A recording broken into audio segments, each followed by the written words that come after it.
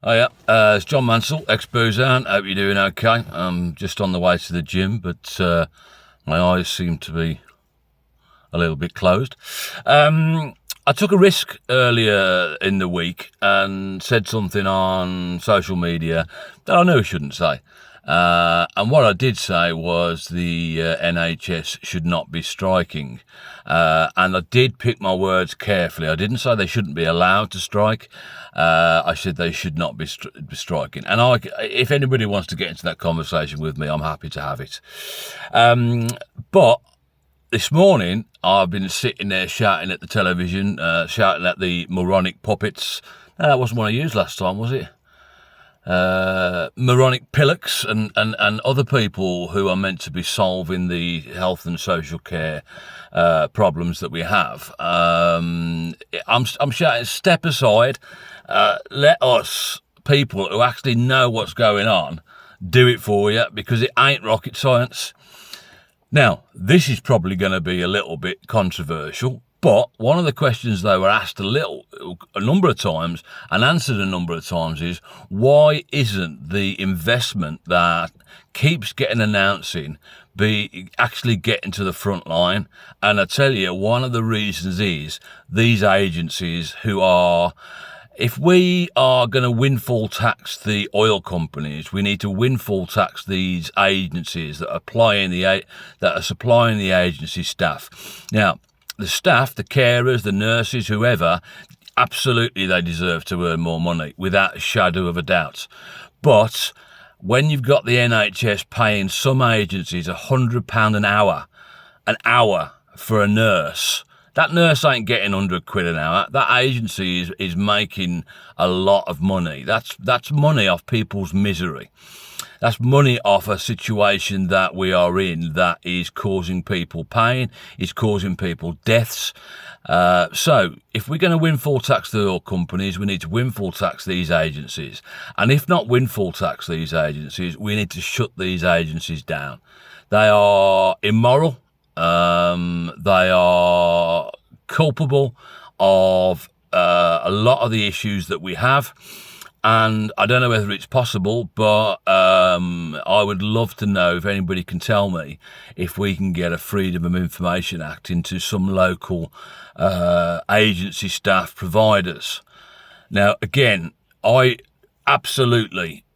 the nurses, the carers, the people that they're supplying should be earning more money, without a shadow of a doubt. Nurses should earn more, carers should earn twice more. You know, they're getting £9.50 an hour. Unpaid carers are getting absolutely nothing. And as I said, when I said NHS should not be or shouldn't be striking, quite rightly, I got quite a few people telling me that I was wrong, and passionately telling me I was wrong. And I don't disagree with them. But I took a risk. I took a calculated risk, and then I explained why I took that risk. So, to sum up, when I come to power, anybody out there with a agency that supplies staff and makes ridiculous profits, you will be shut down. Simple as that. I once went to a meeting that was based on the grounds of a care home, and at the bottom of the car park of the grounds of the care home was the owner's 6 or 7 classic cars in a purpose-built, glass-fronted shed. Now, we live in a world where people are allowed to make profits. Obviously, people have to make a living, but £100 an hour to supply a nurse.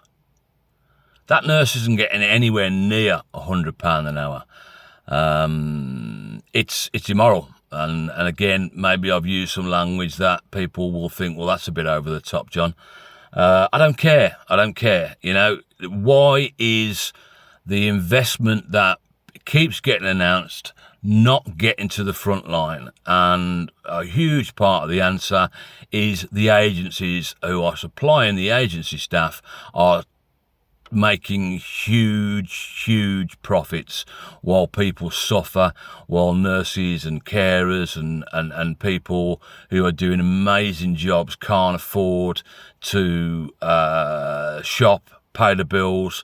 The bosses of the agencies will be living in big houses, saying that they need more funding. Well, when if anybody out there who knows has put their pet, their nan or granddad or mum or dad into a home and they've got more than 15, 16 grand in their name, they will know you're paying $2,000 a month. How much of that is profit? And I know I've spoken to an awful lot of people, awful lot of carers that work in those properties, those residencies, and they are always understaffed. They are always underpaid. They are quite often dangerous. I had an example that I actually went to the CQC with about a fairly local place where one evening there were no senior nurses, which basically meant, no senior carers, which basically meant that the end of life or do not resuscitate information couldn't be accessed. So, to sum up, why is the investment not getting to the front line? Agencies that are making huge profits and are, well, I'm not going to say any more words. Some of you will disagree with you. Some of you will not like the language that I've used. I don't care. I've spoken to enough people in the industry of social care and health to know that what I'm saying is true. And the end staff need to earn more money, need to have more respect, need to be rewarded for what they've done over the last couple of years and what they keep doing, and they should not be under the stresses and strains of what this situation has been caused by. So much money is going into the pockets of the agencies where it should just go directly to the front line. And on that point, I'm going to shut up. I've written the second A to Z guide. I've got to now obviously go through it and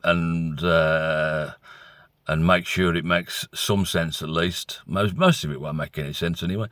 But yeah, so shut them down or windfall tax them. If anybody can tell me how I can do a Freedom of Information Act to find out how much profit these companies are making, let us know. As always, enjoy the good and ride out the bad, and I'll catch you guys soon. Watch, here you go.